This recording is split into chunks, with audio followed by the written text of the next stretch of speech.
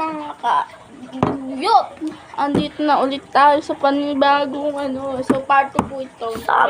So mga katlapya, nandito na naman kami ng pinsang kong kalokoloko.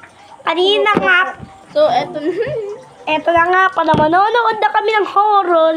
Hindi namin natapos. Mag-start ka na, bibray kita pag natapos na.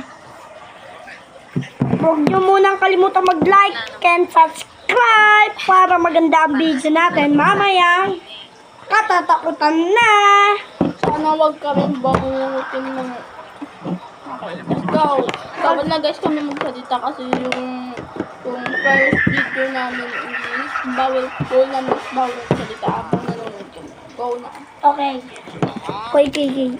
Bakit to? Titi. Buko daw mo siya. Kami. Alis na ako. Baka mahuli pa ako sa trabaho sa construction. Mapagalitan pa ako. Unang araw ko pa naman. Sige.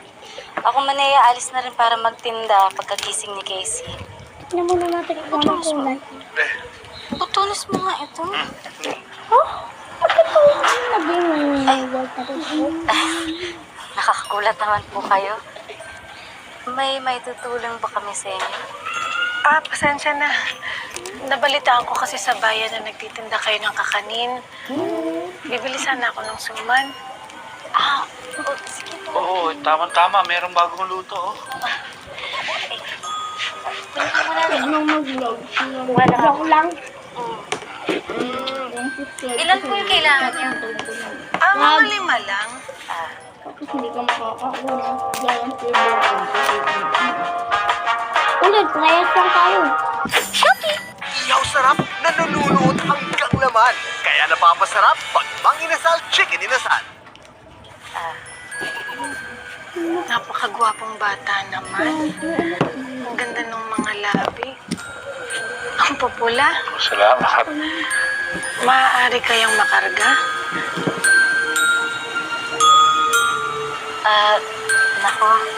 Hindi kaya buhay. Pasensya na po.